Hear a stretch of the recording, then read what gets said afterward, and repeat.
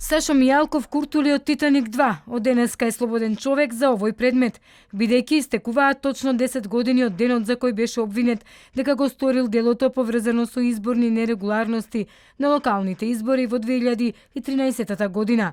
Овој предмет е пред апелационите судии, кои ќе одлучуваат дури идната недела. За Мијалков сега само може да констатираат дека е застарено делото и тој нема да има никаква евентуална казна, а апелација може да пресече само за Мендух Тачи, Владко Сајковски, Анета Стефанова, Бедредин Ибраими и Сашо Срцев.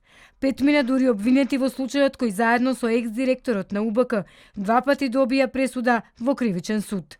Титаник 2 првата пресуда ја доби во 2019 година и ги прогласи обвинетите за виновни. Но апелациониот суд го врати случајот на повторно судење поради суштествени повреди. Втората пресуда дојде на 23 јануари годинава и од тогаш до минатата недела стоеше во фиока во апелација. Според поранешниот министер за правда Туше Гошев, секој судија што дозволил застарување на дело, всушност направил повреда на судската функција. Застарувањето како правен институт е предвиден почнувајќи од членот 107 до 109, а тоа е за кривично гонење. Мораме реклами, фокус. Сега. На факултет. И имаме уште еден облик на застарување, почнувајќи од членот 110 до 112, тоа е извршување на правосилните судски наслови.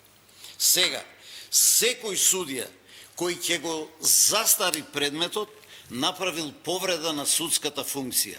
Не си ја извршил функцијата која му е дадена согласно на закон. Сега за Мијалков остануваат активни уште 2 од 6 дела кои беа отворени.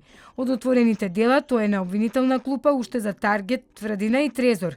За Таргет Тврдина предметот кој беше отворен за масовното прислушкување има големи шанси да застарат делата на екс-директорот на УБК додека да се дојде до правосилна пресуда. Додека пак за Трезор во тек е повтореното судење во кривичниот суд, бидејќи апелација еднаш ја укина 8-годишната затворска казна за Мијалков и побара ново одлучување.